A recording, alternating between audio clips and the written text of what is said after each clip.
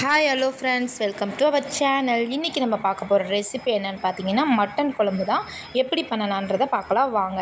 அது கடாயை வச்சுக்கலாம். கடாய் நல்லா சூடானதுக்கப்புறமா ஒரு 3 ஸ்பூன் அளவுக்கு எண்ணெய் சேர்த்துக்கலாம். ஆயில் சேர்த்துட்டு அதில் வந்துட்டு நம்ம கிராம்பு, பட்டை, ஏலக்காய், பிரிஞ்சி இலை இது எல்லாமே சேர்த்துக்கலாம். கல்பாசி சேர்த்து நல்லா பொரிய விட்டுக்கலாம். அது நல்லா பொரிஞ்சதுக்கப்புறமா கொஞ்சம் போல் சோம்பு சேர்த்து நல்லா வெடிக்க விட்டுக்கலாம்.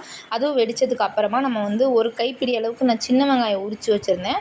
அந்த சின்ன வெங்காயம் சேர்த்துக்கலாம். ஒரே ஒரு பச்சை மிளகாவை கிள்ளி அது உள்ள விதையை அப்படியே எடுத்துகிட்டு நம்ம போட்டுக்கலாம். போட்டுட்டு அதுக்கப்புறம் நல்லா வதக்கிக்கலாம். இது நல்லா வதங்கிக்கிட்டே இருக்கிறப்ப இதில் வந்து மஞ்சத்தூளும் காஷ்மீர் மிளகாத்தூளும் கொஞ்சமாக நான் சேர்த்துருக்கேன். நான் அது வீட்டிலேயே அரைச்சி வச்சது தான். அதையும் நம்ம சேர்த்துக்கலாம். அதை சேர்த்துட்டு நல்லா கிளறி விட்டுக்கலாம். அதுக்கப்புறமா உப்பு, தக்காளி சேர்த்து நல்லா குழஞ்சி வர அளவுக்கு வதக்கிக்கலாம். நல்லா குழஞ்சி வதஞ்சதுக்கப்புறமா எண்ணெய் பிரிஞ்சு வந்துருச்சு பாருங்கள். இந்த ஸ்டேஜில் வந்து நம்ம வந்துட்டு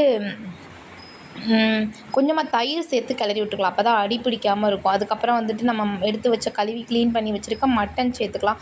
மட்டன் சேர்த்துட்டு நல்லா மட்டன் ஈரலும் நான் சேர்த்து வாங்கிட்டு வந்திருக்கேன்.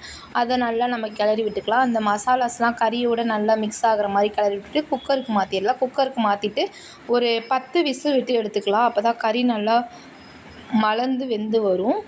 ஒரு 10 விசிலுக்கு அப்புறம் நல்லா விசில் வச்சுருக்கேன். வச்சுட்டு விசில் ஒரு 10 விசிலுக்கு வெயிட் பண்ணுங்கள்.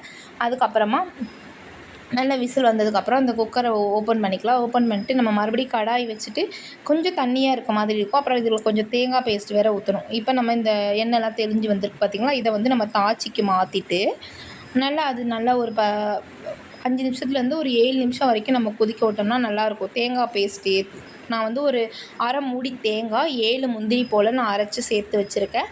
அதையுமே நம்ம இதில் மிக்ஸ் பண்ணிவிட்டு நல்லா கிளறி விட்டுக்கலாம். நல்லா ஒரு கொதிஞ்சு வந்ததுக்கப்புறமா நம்ம வந்துட்டு கொத்தமல்லி சேர்த்து நம்ம வந்து அடுப்பை ஆஃப் பண்ணிடலாம். அவ்வளோதான் ஃப்ரெண்ட்ஸ். இது ரொம்ப ஈஸியான ரெசிபி தான் நான் உங்களுக்கு செஞ்சு காமிச்சிருக்கேன். இதே மாதிரி நீங்களுமே செஞ்சு பாருங்கள். நெக்ஸ்ட் வீக் சண்டே வந்து உங்கள் வீட்டில் நீங்கள் செஞ்சு பாருங்கள்.